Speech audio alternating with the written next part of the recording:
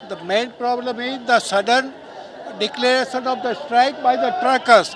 They did not give a warning also that we could be equipped. Otherwise, the product is available with everybody. There is no shortage of the product. Product is available in the HPC, IOC, BPC, all the terminals is available. It is available here also. But because that news they have created a sudden this. Otherwise, we are comfortable. We can provide you for 5 days. We have got product so much that we can give you product for 5 days, no problem.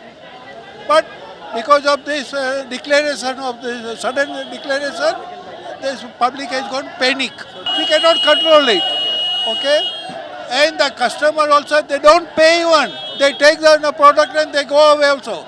Our boys are getting in a fainted. They have not been able to take a lunch even. Right from morning. అందరూ లైన్లో వస్తే అందరికీ petrol దొరుకుతుందని యాజమాన్యం చెప్తా ఉంది. అదైతే నిజమే.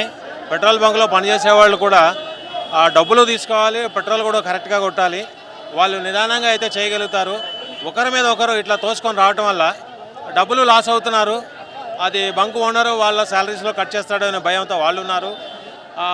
యాజమాన్యం కూడా కంట్రోల్ చేయలేని పరిస్థితి అయింది. అందరూ అర్థం చేసుకొని పెట్రోల్ నిజంగా అవసరం ఉన్న వాళ్ళు అవసరం ఉన్నంత వరకే తీసుకొని వాళ్ళు లైన్లో వస్తే అందరికీ సప్లై చేయగలుగుతారని మేము ఆశిస్తున్నాము. యాజమాన్యం కూడా చెప్తా ఉంది. ఇదైతే అక్షరాల నిజం. ఆల్రెడీ నిన్న రాత్రి అనౌన్స్ చేసినారు స్ట్రైక్ ఉందని ట్రక్స్ది. సిస్టమేటిక్గా వస్తే అందరికి అన్నీ దొరుకుతాయి, ఎవరికి ఏం ప్రాబ్లం కాదు. సిస్టమేటిక్ రాకపోతే అందరికీ ప్రాబ్లం అవుతుంది. ఎంతవరకు ఏం కంట్రోల్ చేస్తారు పెట్రోల్ బంక్ వాళ్ళు, వాళ్ళ దగ్గర కూడా లిమిటెడ్ స్టాఫ్ ఉంటుంది.